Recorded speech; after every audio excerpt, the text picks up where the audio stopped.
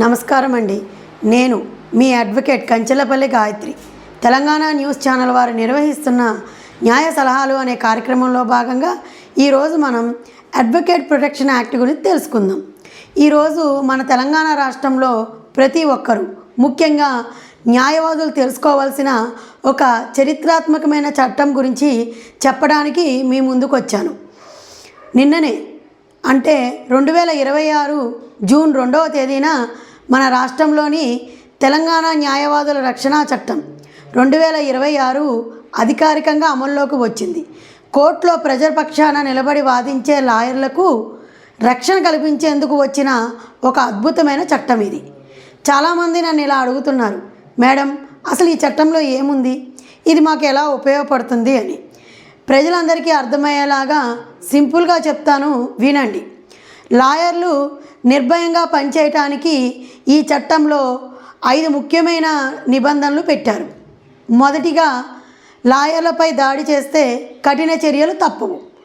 కోర్టులో కేసుల వల్ల ఎవరైనా లాయర్ల మీద కానీ వారి కుటుంబ సభ్యుల మీద కానీ ఎటువంటి దాడులు చేసినా లేదా వారిని బెదిరించినా ఇక ఊరుకునేది లేదు.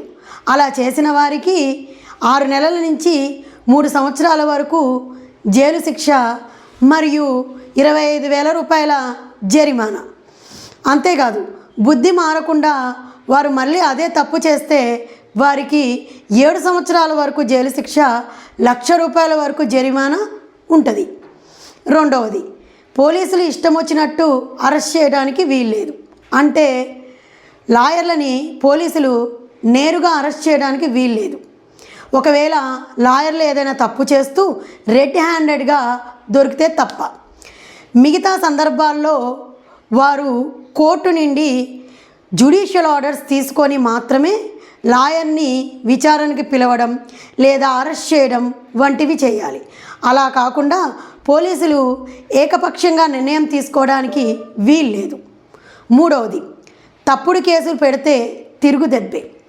లాయర్లు ఒక కేసు విషయమై భయపడకుండా నిర్భయంగా వాదించేటప్పుడు వారిని భయపెట్టేందుకు ఎవరైనా దురుద్దేశంతో వారిపై తప్పుడు కేసులు పెడితే అలా పెట్టిన వారికి 6 నెలల నుంచి 3 సంవత్సరాల వరకు జైలు శిక్ష మరియు 25,000 రూపాయల జరిమానా. నాలుగవది, ఫాస్ట్ ట్రాక్ దర్యాప్తు, నాన్ బెయిలబుల్. అంటే లాయర్లపై దాడి చేస్తే దానిని నాన్ బెయిలబుల్ నేరంగా పరిగణిస్తారు. అంటే అంత త్వరగా బెయిల్ దొరకదు.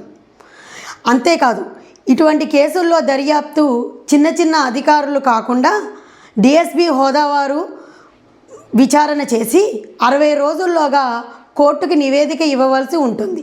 ఐదవది, ప్రాణహాని ఉంటే పోలీస్ రక్షణ పొందే హక్కు. అంటే లాయర్లు తమకి ప్రాణహాని ఉంది అని భావిస్తే వారు గవర్నమెంట్కి ఒక దరఖాస్తు చేసుకోవచ్చు. అలా చేసుకున్న వారికి గవర్నమెంట్ తరపున పోలీస్ రక్షణ పొందే హక్కు ఉంటుంది.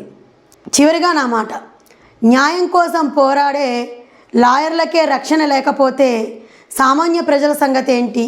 అందుకనే ఈ చట్టం ఒక పెద్ద కవచంలాగా పనిచేస్తుంది. లాయర్లు నిర్భయంగా పనిచేస్తేనే ప్రజలకి న్యాయం త్వరగా చేరుతుంది. అందరికీ ధన్యవాదాలు. జై హింద్.